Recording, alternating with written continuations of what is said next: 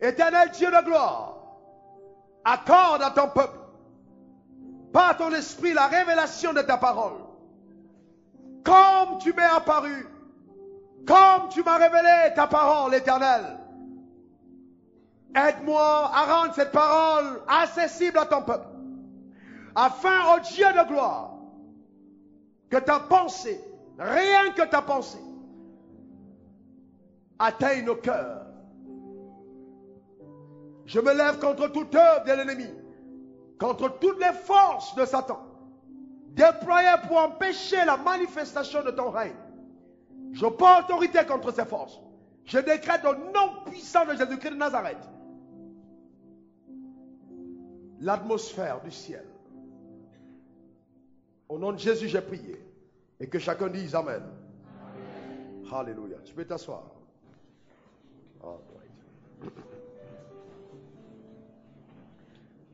Dis après moi, libération divine.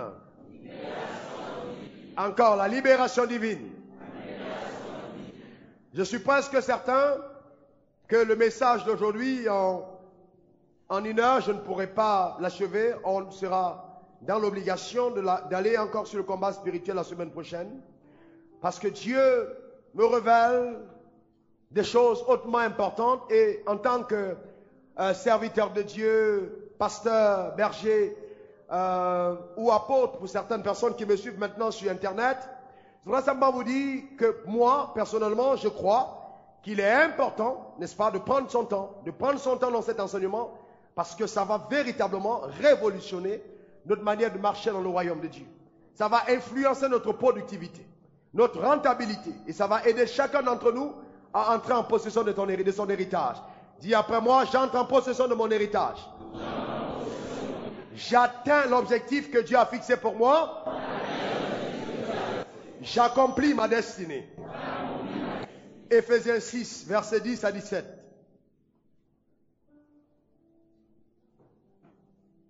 Éphésiens 6, versets 10 à 17. Je vais lire. Au reste, fortifiez-vous dans le Seigneur et par sa force toute puissance. J'aime ça. Revêtez-vous de toutes les armes de Dieu afin de pouvoir tenir ferme contre toutes les ruses du diable. Car nous n'avons pas à lutter contre la chair et le sang, mais contre les dominations, contre les autorités, contre les princes de ce monde des ténèbres, contre les esprits méchants dans les lieux célestes. C'est pourquoi, prenez toutes les armes de Dieu. Après moi, toutes les armes de Dieu. Encore, toutes les armes de Dieu. La Bible n'a pas dit certaines armes, mais la Bible dit prenez toutes les armes de Dieu afin de pouvoir résister dans le mauvais jour et tenir ferme après avoir tout surmonté. Tenez donc ferme et ayez à vos reins la vérité pour ceinture.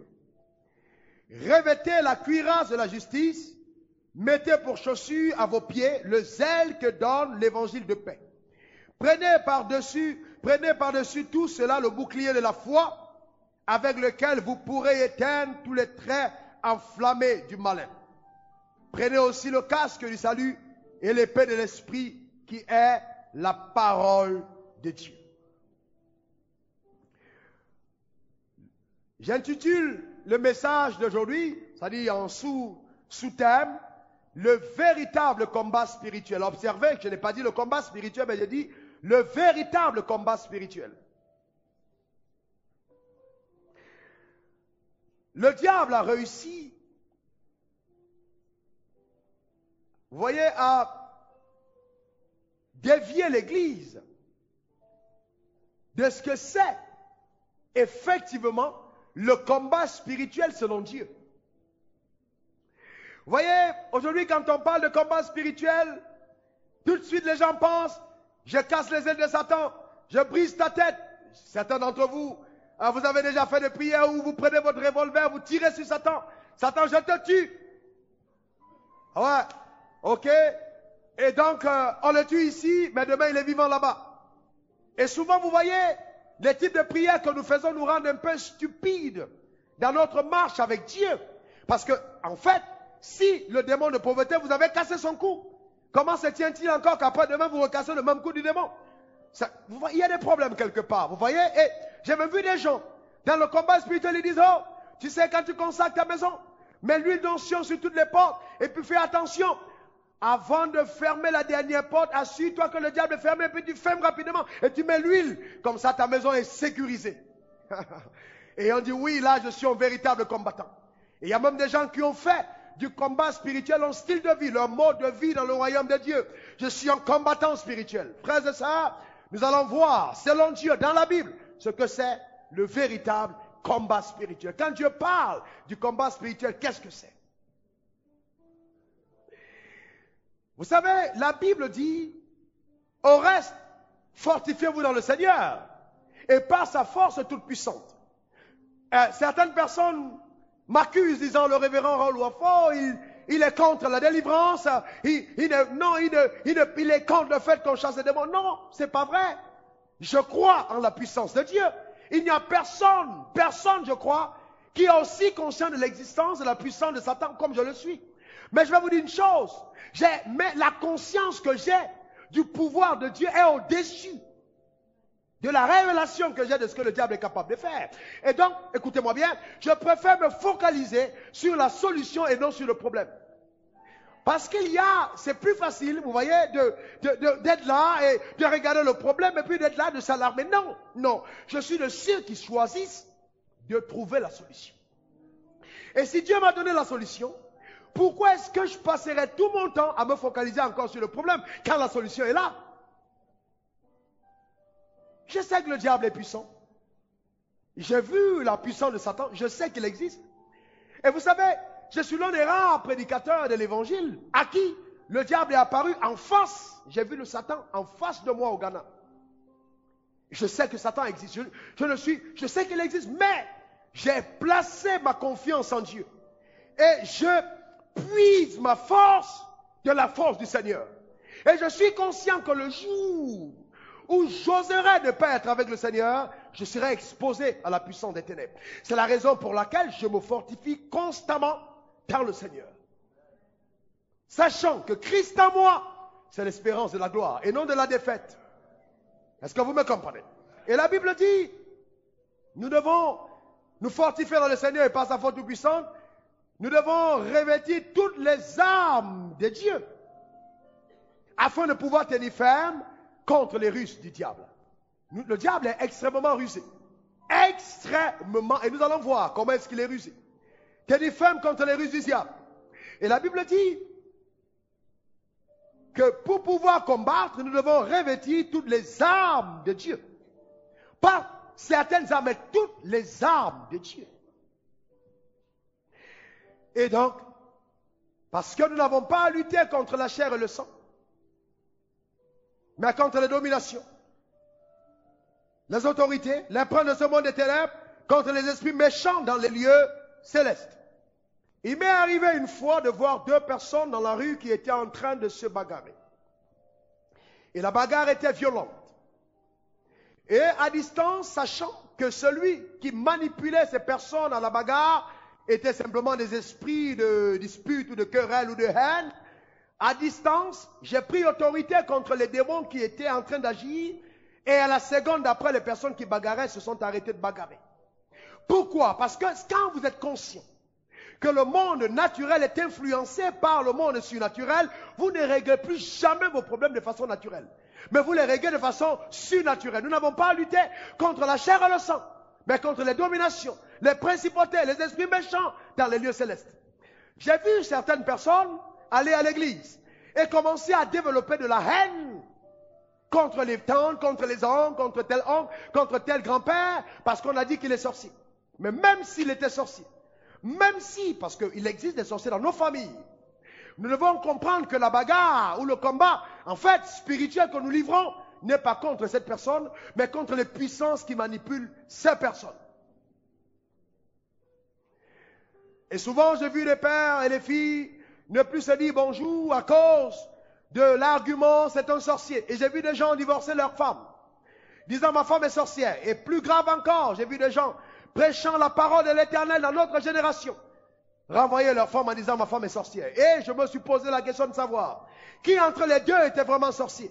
Parce que, écoutez-moi bien, la véritable sorcellerie spirituelle, c'est la manipulation, l'intimidation, la domination, ok, des hommes par certains pouvoirs. Et vous savez, frères et sœurs, nous devons comprendre ceci. La puissance que Dieu nous a donnée est terriblement redoutable. Et vous savez, je dis aux gens, je sais qu'il y a des personnes qui viennent à l'église, qui viennent ici avec des intentions peut-être néfastes. Il y a des gens qui entrent ici, qui sont envoyés directement des conspirations, des castes de l'enfer, qui viennent dans des régions inférieures avec des armes spirituelles contre eux. Mais moi, j'en ris. Et ils savent que je sais, que la puissance qu'ils ont est inférieure à celle que j'ai. Je n'ai en aucun moment peur de ce que le diable peut faire. En aucun moment. Est-ce que vous me comprenez? Et je vais vous dire une chose. Même si un décret de mort avait été arrêté contre moi quelque part, je ne vais jamais mourir avant l'heure qui a été fixée par Dieu. Parce que je connais le Dieu que je sers. Donc, frères et sœurs, ce n'est pas un sujet d'intimidation. J'ai prêché à des endroits et j'ai convoqué, j'ai dit maintenant, avant que je ne prenne la parole, que tous les sorciers qui se trouvent ici viennent. Tout de suite, ils sont sortis près de 13 au Gabon. Ils ont avancé. J'ai dit, vous savez qu'on a eu à s'affronter avant que je n'arrive ici. Ils ont déposé les gris-gris. Ils ont reçu le Seigneur avant que je ne parle. Est-ce que vous me comprenez? Écoutez, ne faisons pas trop l'éloge de Satan comme si sa puissance était grande. Je veux ouvrir vos yeux à la révélation de la puissance que vous avez. Si vous savez que certaines personnes de vos familles refusent de venir chez vous la nuit à cause de la lumière qui entoure vos maisons, vous ne serez pas là en train de dire n'importe quoi concernant la puissance de Satan. La puissance qui est en vous est plus grande. Est-ce que vous me comprenez? Les anges et l'Éternel montent la garde autour de vous. Vous êtes escortés et mieux gardés qu'aucun chef d'État sur la terre. Si vous saviez ce que Dieu a investi pour vous, alors vous ne serez pas en train d'avoir l'attitude et le comportement que vous développez maintenant dans le royaume de Dieu. La Bible dit que nous devons, n'est-ce pas, prendre toutes les armes de Dieu afin, n'est-ce pas, de résister, de tenir ferme après avoir tout surmonté. Mais attendez. Il y a quelque chose qui attire mon attention. La Bible dit, afin de tenir ferme après avoir tout surmonté. Ça veut dire que je peux surmonter et après ne pas tenir ferme. Ça veut dire que je peux être sauvé. Je peux avoir expérimenté le miracle de Dieu et par le manque de vigilance, failli et tomber dans une trappe de Satan. Je suis d'avis avec nous que le combat spirituel est une réalité biblique. On ne peut pas contourner ce fait. Le peuple d'Israël, pour bien illustrer quand il est sorti de captivité, vous savez, il y a quelque chose qui est impressionnant à voir. Et je veux, suivez simplement la lecture, vous amener à comprendre ce qui s'est passé. La Bible dit que quand ce peuple est sorti de la captivité d'Égypte, Dieu lui-même, sciemment, il dit, je ne veux pas faire passer ce peuple par le court chemin de peur qu'il ne voie des choses, la bagarre et toutes ces choses, et l'opposition et l'adversité, et qu'il ne puisse se repentir. Je ferai prendre le détour au peuple, afin qu'ils ne soient pas intimidés parce qu'ils vont voir, parce qu'ils n'ont pas encore le gabarit qu'il faut pour affronter une certaine adversité. Et plus tard, après que Dieu ait englouti par sa puissance, n'est-ce pas, toutes les forces qui étaient en train de poursuivre, n'est-ce pas, le peuple d'Israël qui était sorti d'Égypte, englouti par la mer Rouge, Dieu va faire quelque chose, n'est-ce pas, par le tremplin de son serviteur Moïse. Et la Bible dit, l'Éternel dit à Moïse, dans Nombre 13, verset 1, « Envoie des hommes pour explorer le pays de Canaan que je donne aux enfants d'Israël.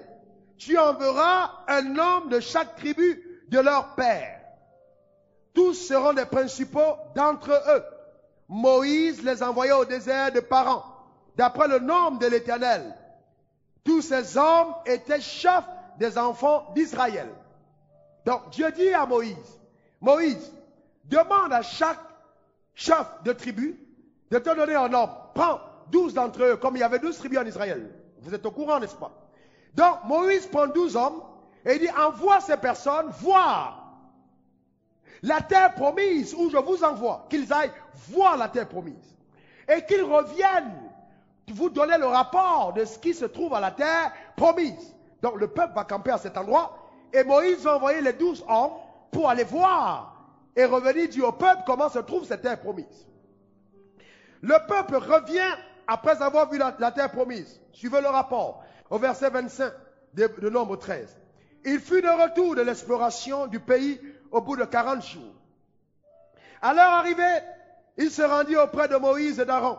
Et toute l'assemblée des enfants d'Israël, à Kadès dans le désert de Paran, il leur fit un rapport ainsi qu'à toute l'assemblée. C'est-à-dire, en même temps qu'il parlait à Moïse, en même temps toute l'assemblée entendait ce qu'il disait. Et il leur montrait les fruits du pays. C'est-à-dire, ils sont venus, ils avaient des fruits entre les mains, et c'était des fruits colossaux, des beaux fruits entre les mains, et ils ont commencé à donner leur rapport. Mais, suivez-moi bien, ces personnes ont quand même pu cueillir les fruits dans le pays. Est-ce que vous me comprenez? Et ils sont revenus donner le rapport. Voilà le rapport. La Bible dit, voici ce qu'il racontait à Moïse. Nous sommes allés dans le pays où tu nous as envoyés. À la vérité, c'est un pays où qu'on le lait et le miel. En voici les fruits. Mais le peuple qui habite ce pays est puissant. Les villes sont fortifiées, très grandes. Nous y avons vu des enfants d'Anak, les Amalécites habitant toute la contrée.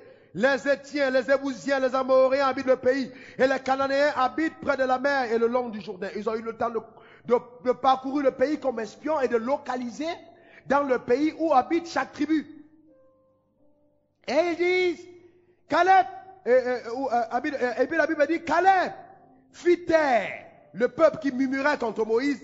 Et il dit, montons, emparons-nous du pays. Nous y serons vainqueurs. Mais les hommes qui étaient allés avec lui disent, nous ne pouvons pas monter contre ce peuple, car il est plus fort que nous. Et donc, ils décriaient devant les enfants d'Israël le pays qu'ils avaient exploré. Il dit, le pays que nous avons parcouru pour explorer est un pays qui dévore ses habitants. Mais je vous rappelle qu'ils sont partis et qu'ils sont revenus. Amen. Mais ils disent, le pays dévore les habitants, mais aucun d'eux n'est mort. Tous ceux que nous y avons vus sont des hommes d'une haute taille. Et nous y avons vu les géants, enfants d'Anak, de la race des géants. Nous étions à nos yeux et aux leurs comme des sauterelles. Je ne sais pas comment est-ce qu'ils ont fait pour entrer dans les yeux de leurs ennemis pour voir qu'aux yeux de leurs ennemis, ils étaient comme des sauterelles. Est-ce que vous me comprenez? Nous étions à leurs yeux et aux nôtres comme des sauterelles. Toute l'assemblée éleva la voix et commença à pousser des cris et le peuple pleura toute la nuit.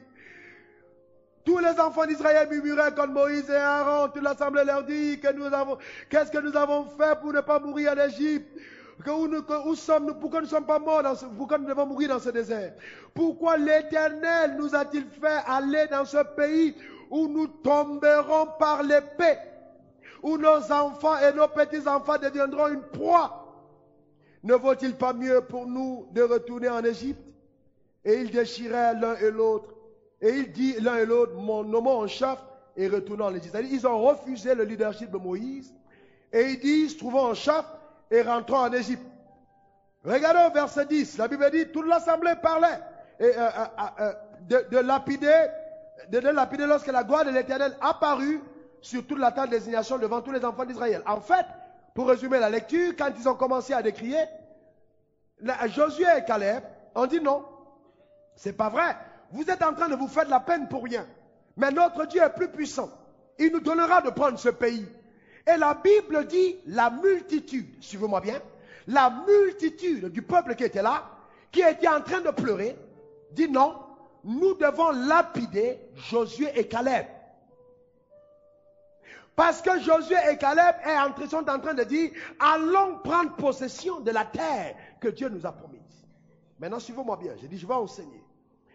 Avant d'y arriver, ce peuple a été témoin de plus grands miracles que nous avons vus dans toute l'humanité. Dieu agit. Dieu a envoyé Moïse, après avoir été apparu à Moïse, au-dessus, n'est-ce pas, de la montagne. Et il dit à Moïse, va, j'ai entendu les cris de mon peuple que lui font pousser les oppresseurs. Et Moïse s'en va.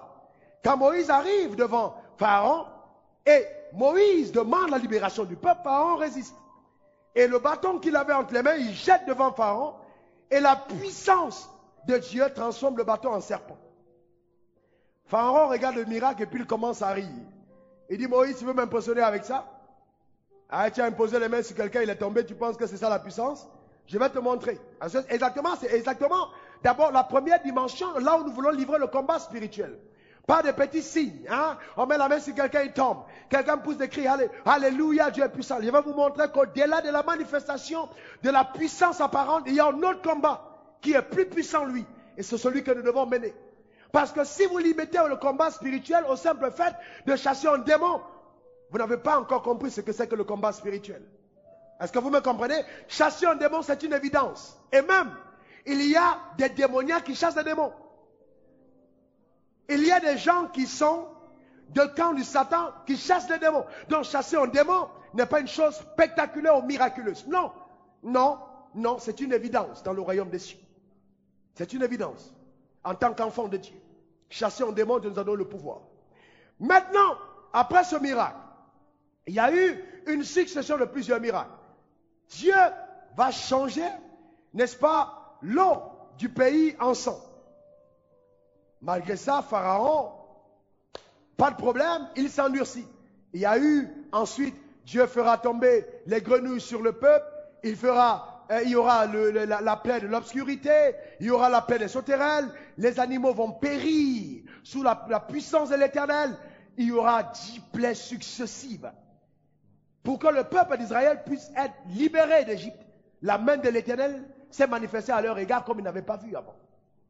Et ce même peuple a été témoin de la traversée de tout le peuple entre eux. Ils ont traversé la mer Rouge comme passant à sec. Mais au niveau de croire que Dieu leur donnera le pays pour lequel tous ces miracles s'est fait, le peuple choisit de croire en 10 rapports qui sont donnés négativement que de croire à 2 rapports positifs. Ça crée un problème et ça nous amène à réfléchir. Est-ce que vous savez que j'ai constaté que beaucoup d'enfants de Dieu sont prompts à croire au mensonge qu'à la vérité? Les gens sont prompts à croire au mensonge qu'à la vérité. Quand on dit Dieu va t'élever, Dieu peut te rendre riche, et qu'un autre prédicateur arrive et dise non, la richesse est pour Satan. Je m'étais bien dit que la richesse est pour Satan. Comment est-ce que Dieu, non, Dieu ne peut pas donner une grande maison. Moi-même je croyais ça. Je croyais ça, Dieu ne peut pas. Comment est-ce que Dieu peut? Non. Comment on dit que non, un homme de Dieu peut rouler en jet privé? Moi-même, regardons dans la... Les gens sont prompts à croire au mauvais rapport. Vous savez pourquoi? Parce que dans notre manière d'avoir grandi, nous avons grandi tellement sous l'oppression que même quand la libération arrive, l'oppresseur étant mort, son oppression continue de vivre en nous. Parce que le tout n'est pas d'être sorti d'Égypte, mais il faut encore que l'Égypte ait eu le temps de sortir de nous-mêmes. Pourquoi est-ce que bien que l'Égypte, ils soient sortis d'Égypte, quand ils avaient des problèmes, ils pensaient toujours à retourner en Égypte? Parce que l'Égypte avait laissé une marque dans leur homme intérieur. Et à des moments, ils désiraient simplement regoûter et vivre les expériences qu'ils ont connues en Égypte. Et, vous voyez, les 10 arrivent et donnent le mauvais rapport. Oh oui, ce pays, on ne peut pas le prendre, c'est vrai, il est beau. Ils ont eu à cueillir les fruits. Mais attendez, si ces gens étaient si puissants que ça, comment est-ce qu'ils n'arrivent pas à garder leurs fruits? Ils ont cueilli les fruits. Ils étaient 12, personne n'est mort. Ils n'ont même pas été pourchassés. Qu'est-ce qui manquait? Il manquait la révélation de ce que Dieu faisait pour eux dans le processus du combat. Si vous n'avez pas la révélation de qui est Dieu, frères et sœurs, je vous assure que vous êtes dans le royaume, mais vous n'allez pas jouir des promesses du royaume. Parce que tout commence par la révélation du Dieu que nous adorons. Qui est le Dieu qu'on adore? Quelle est sa grandeur? Qu'est-ce qu'il est capable de faire? J'ai vu des gens dire, et c'est assez stupide, oh non, cet homme, il prêche par révélation parce qu'il est allé au Congo, il a fait des pactes, il a bu la chair humaine. J'ai dit, mais si on arrive à être stupide à ce point, Mais alors il y a un problème. Il y a un véritable problème. Pourquoi? Parce que chaque fois que nous voyons des choses extraordinaires se produire, nous avons tendance à dire il n'y a que le diable qui soit capable de le faire. Et si dans notre mentalité, nous attribuons tout ce qui est grand à Satan, ça veut dire que celui qui habite notre être, notre révélation, notre entendement, celui qui est grand en nous, c'est Satan. Est-ce que vous me comprenez? Parce qu'il n'y a pas de raison. Pour moi, c'est tout à fait évident qu'un enfant de Dieu puisse entrer en possession de ce à quoi Dieu l'appelle. La Bible dit, bien-aimé, mon soeur, est-ce que vous prospérez à tous égards? Frères et sœurs, tous égards. Donc si je vois un homme qui est chef d'État et qui est chrétien, pourquoi est-ce que je vais douter du fait qu'il puisse être chrétien et chef d'État? Comme si pour être chef d'État, il fallait être satanique, franc-maçon. C'est pas vrai. Non! Les affaires, ne touchent pas. Ne touchent pas. Le monde des affaires, c'est pourri. L'argent, c'est à Satan. Qui vous a dit que l'argent appartient au diable? Pourquoi est-ce que quand tu vois quelqu'un prospérer, la première chose à laquelle tu penses, c'est sûr qu'il a fait quelque chose de mystique? Pourquoi est-ce que ta tête va dans ce qui est négatif? Pourquoi? Pourquoi?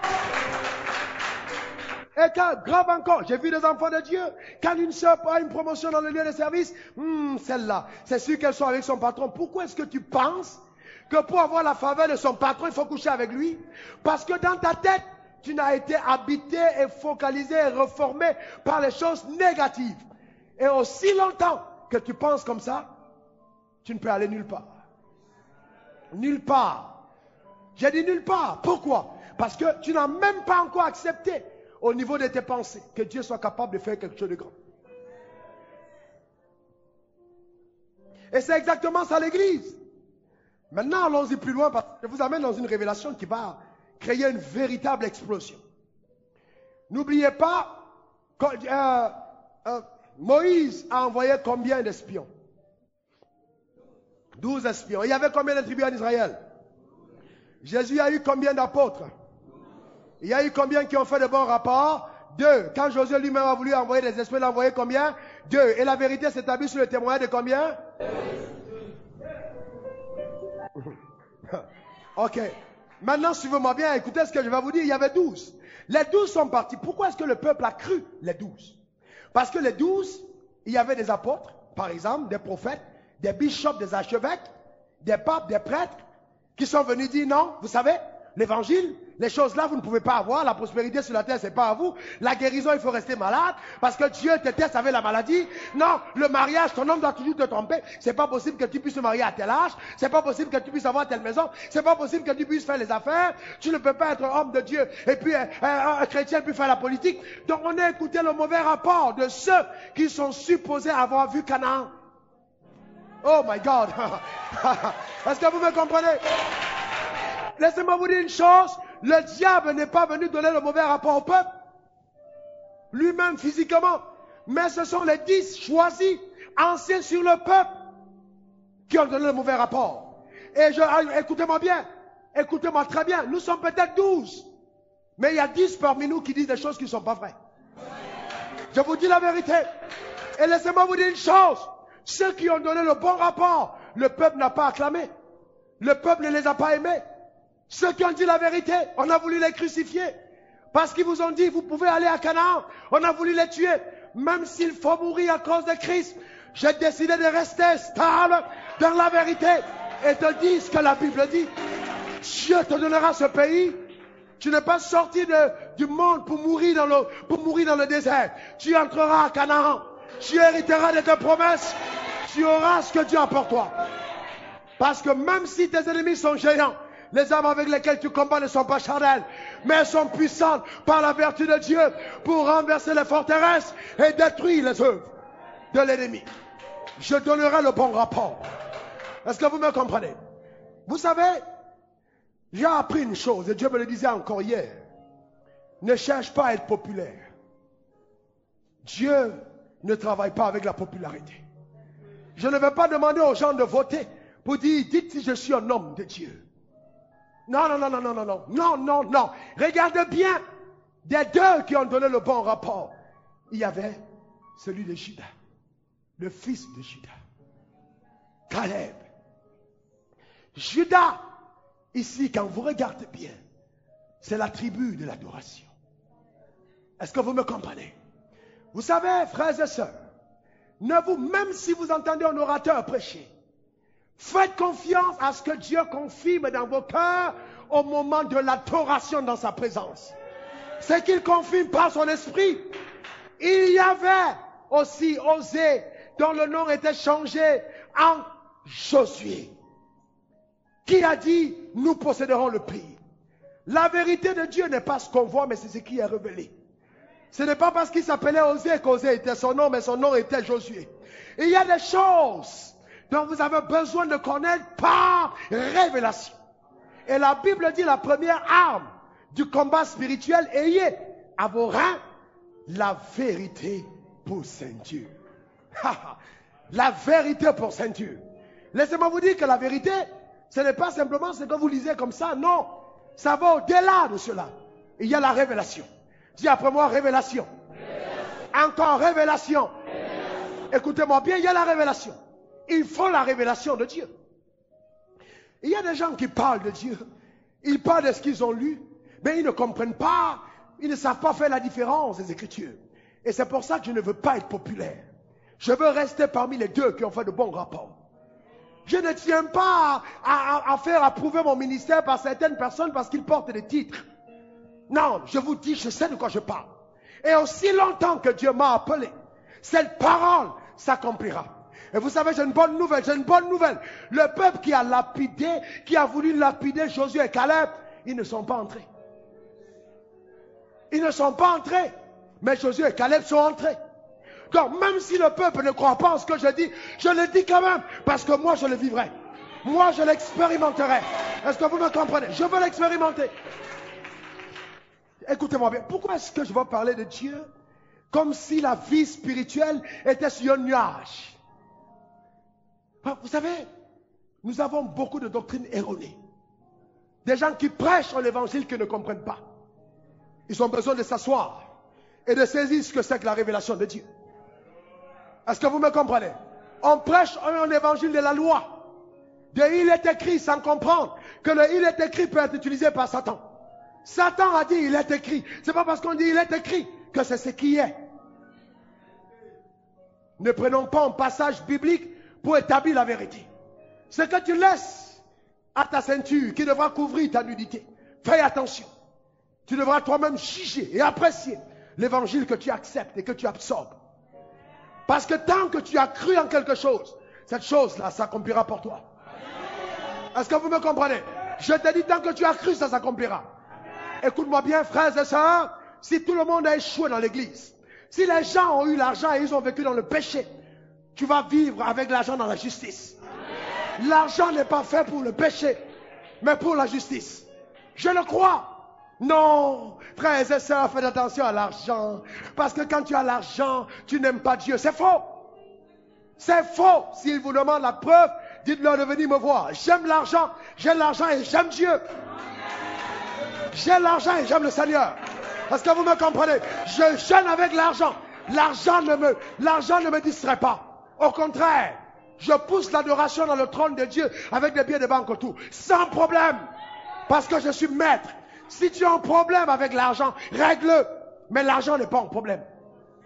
Est-ce que tu me comprends? L'argent n'est pas un problème. La promotion n'est pas un problème. Le lait, le miel ne sont pas un problème. Canaan n'est pas un problème. C'est pas parce que tu as été dans le désert pendant longtemps que tu vas bâtir ta maison au désert. Le désert n'est pas ton lieu d'habitation. Le désert n'est pas l'endroit où tu restes. Le désert n'est pas ton endroit. C'est pas là où tu habites. Est-ce que vous me comprenez? C'est pas ton lieu. C'est pas là où tu habites. Moi, je n'habite pas le désert. Je passe par le désert. Je n'ai pas mon endroit où j'habite. C'est pas le désert. C'est pas là où je reste. Est-ce que vous me comprenez? Est-ce que vous me comprenez? Non. Oui. Chaque enfant de Dieu doit rester au désert. Non. Chaque enfant de Dieu doit passer par le désert. L'enfant de Dieu ne reste pas au désert.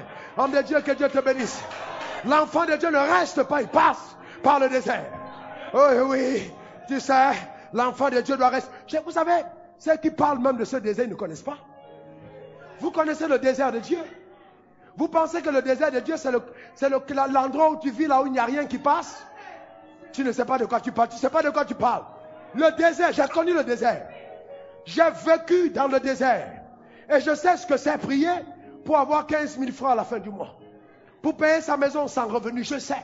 Dormir à même le sol, je sais ce que c'est. Mais je vais vous dire une chose. Le désert de Dieu n'est pas comme vous le voyez. Il y a la manne qui descend. Il y a la caille qui vient. Il y a l'eau du rocher. Le désert là n'est pas comme vous le dites. Non, ce n'est pas le même désert. Je n'ai jamais vu Dieu abandonner son enfant dans la souffrance, dans la misère. Je n'ai jamais vu dans la Bible, nulle part, nulle part, nulle part, nulle part. Ce n'est pas dedans, nulle part.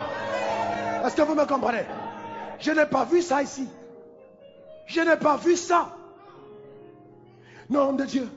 Attention.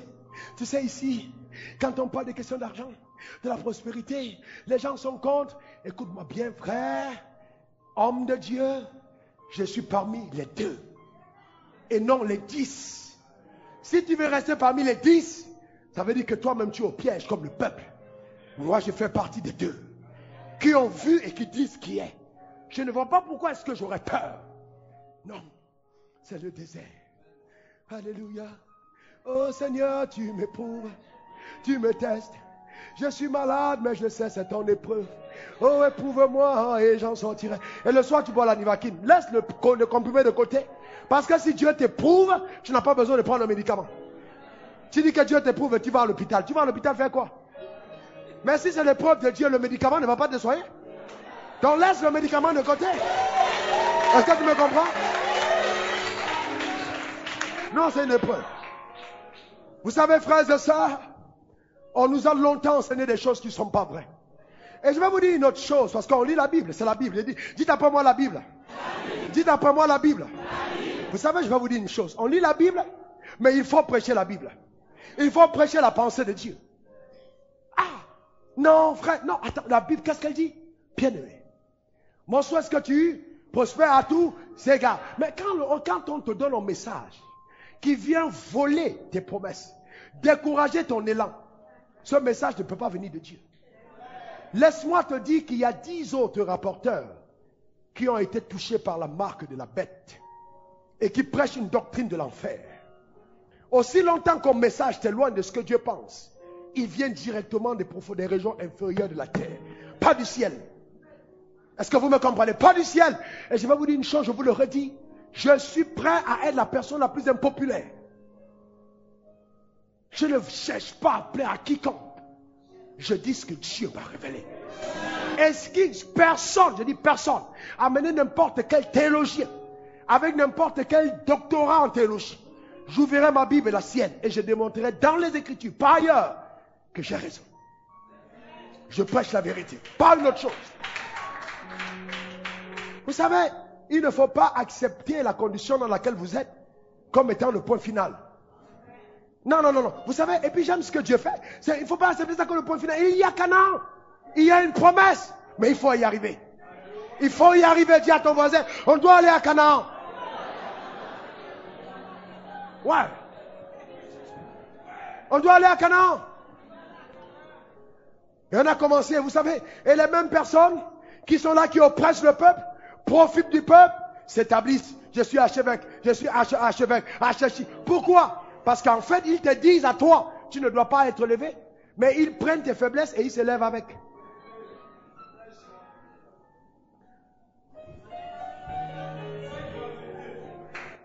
Si le peuple ne doit pas réussir, et que toi tu t'appelles archevêque ou archbishop ou de quoi, ça veut dire que tu te colles un titre pour dire que tu as réussi alors que le peuple doit échouer. Est-ce que vous comprenez? On doit faire attention. L'évangile doit rester l'évangile. Parce qu'on non pense, mais ce que Dieu pense. Et la Bible dit comme première arme. Ce n'est que la première, je ne parle que de la première arme du chrétien. Ayez à vos reins. À vos reins là. Ayez à vos reins là. Maintenant, si vous prenez la ceinture de la vérité, quand vous enlevez votre ceinture, le pantalon a tendance à... Votre vêtement ne tient pas tant que la ceinture n'est pas correcte. Est-ce que vous me comprenez? Donc, la vérité détermine Si oui ou non vous restez habillés. Quand Adam et Ève ont péché, ils ont dit on est quoi? On est. Ça veut dire que même si tu as été affranchi et que tu n'as pas la vérité pour ceinture, le vêtement ne tiendra pas, tu reviendras à la nudité.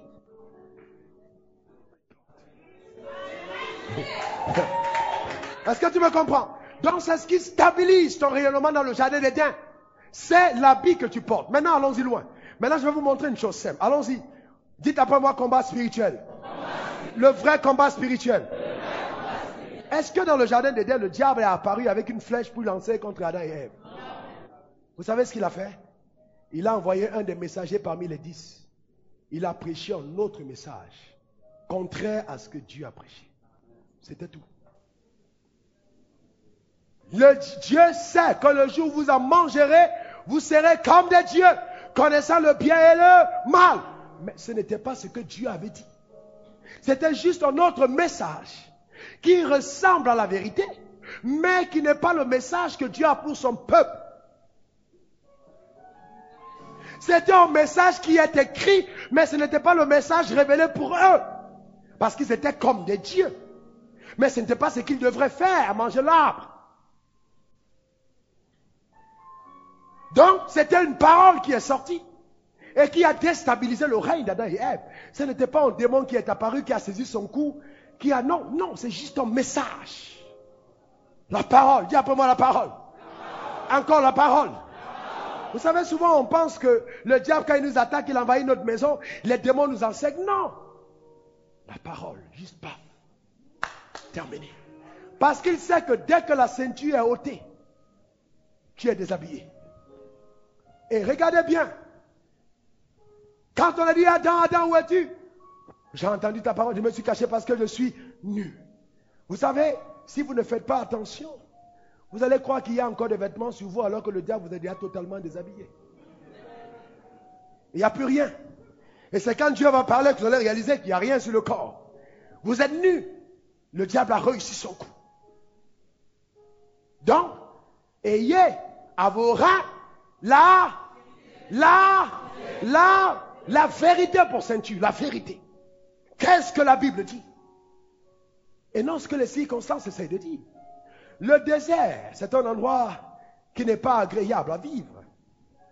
C'est un endroit très désagréable. Le peuple d'Israël est quand même passé par là parce que Dieu a voulu qu'il passe par là. Mais il dit, je t'ai fait passer dans le désert pour éprouver ton cœur, afin que tu saches que l'homme ne vivra pas seulement mais de toute parole qui sort de la bouche de Dieu. Donc que tu saches que le pain n'est pas la seule chose qui te fait vivre, mais que la parole de Dieu est au-dessus du pain.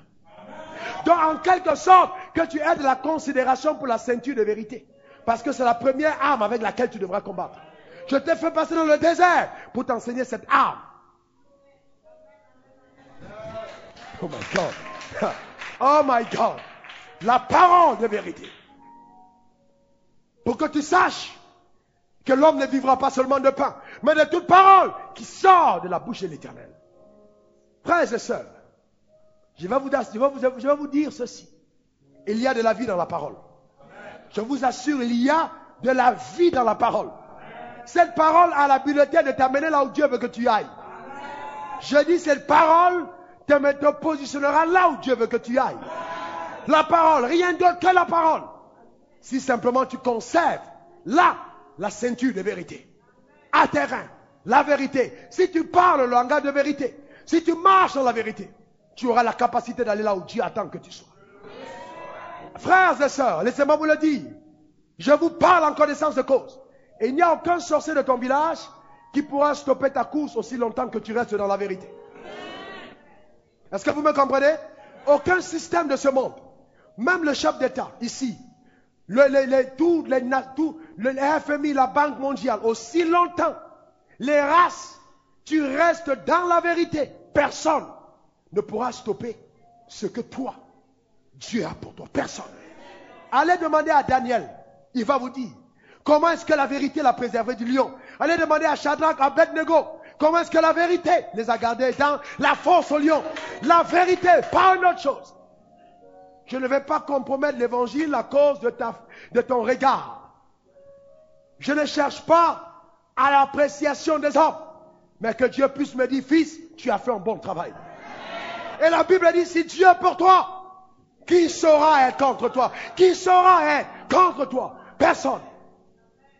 Je ne sais pas si je vous ai raconté un jour comment est-ce que des gens, des serviteurs de Dieu ont comploté mon arrestation, tout manigancé à la pêche, avec des fausses histoires. Je suis revenu et Dieu m'a donné l'arme. Comment est-ce qu'il fallait désamorcer la vérité, comment désamorcer la bombe. Je suis arrivé, ils avaient mis tous les journaux pour publier, ce gars, il n'est pas correct, mais c'était faux. Je suis entré, j'ai parlé, je suis ressorti, et les journalistes étaient paralysés. Ils me regardaient, et ils ont commencé à me dire, on nous a payé, on nous a donné ci, j'ai regardé, je souris, je suis parti. J'ai vu Dieu m'arracher des mains de mes ennemis, de façon visible. J'ai vu mes ennemis venir à la porte la nuit, cogner pour dire, homme de Dieu, nous savons que tu es de Dieu. Pourquoi? Parce que je ne veux pas compromettre l'évangile. Frères et sœurs, la vérité a la capacité de vous préserver. Contre toute chose, c'est la première arme.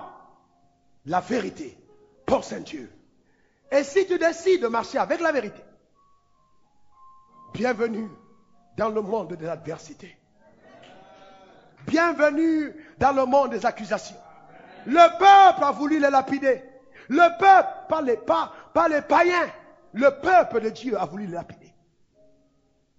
Le peuple d'Israël a voulu lapider les deux. Pas le monde. Pourquoi? Parce qu'ils avaient osé dire les choses comme Dieu le voyait. Dans nos nations, on a tendance à honorer les grands hommes de Dieu quand ils sont déjà morts.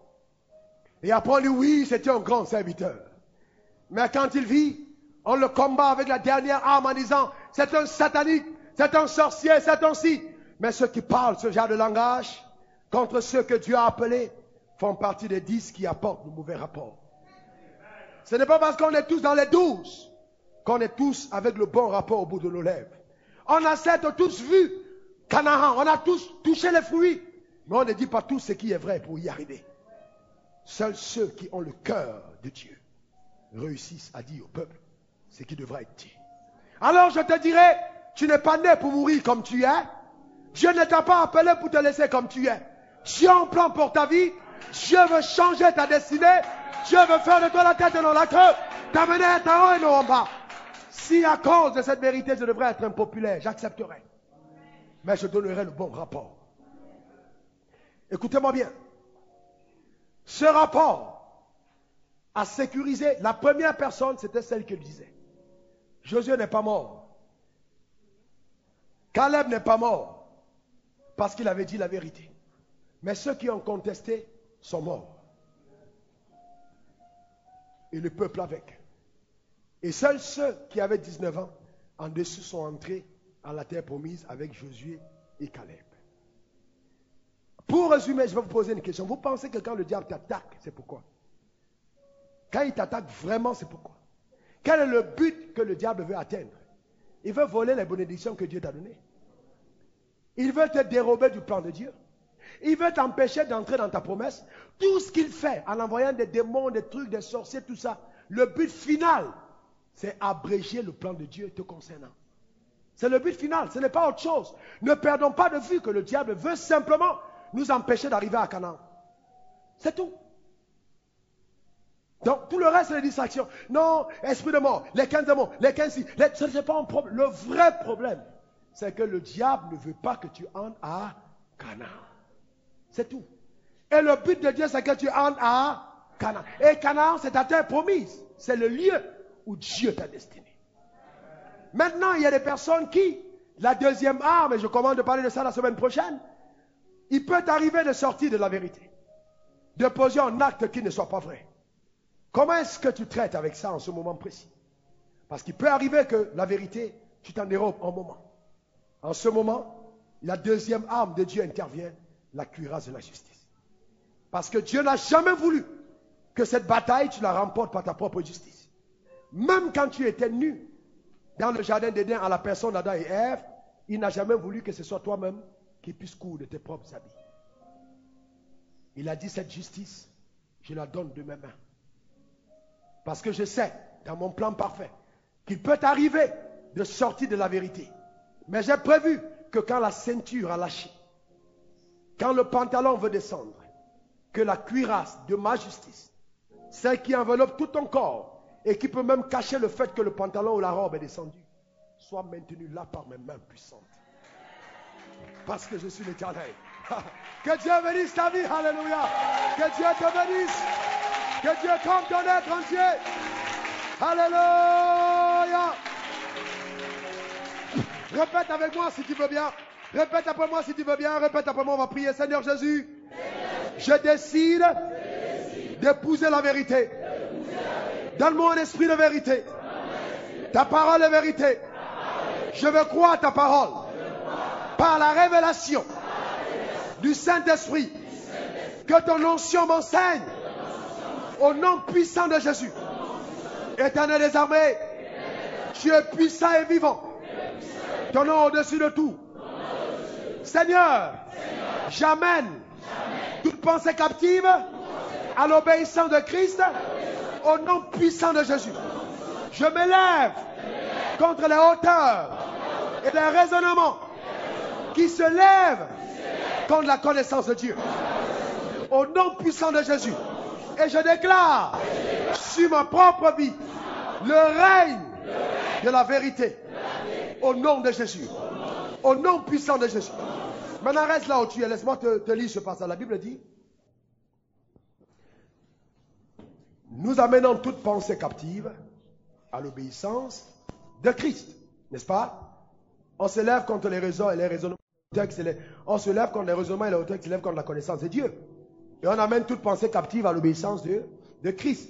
La véritable bataille, la première, c'est au niveau de ta pensée.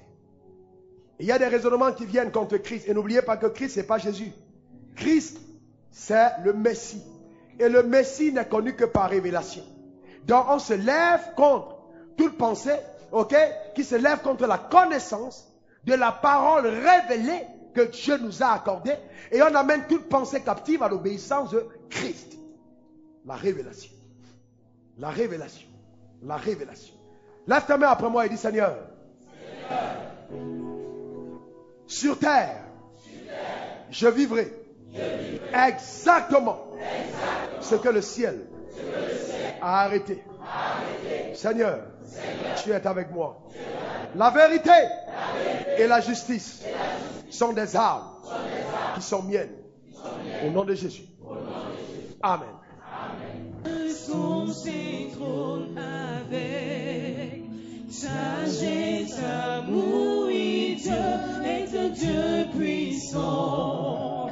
Mon Dieu est un Dieu puissant, il règne de son trône avec sagesse, amour et Dieu est un Dieu puissant.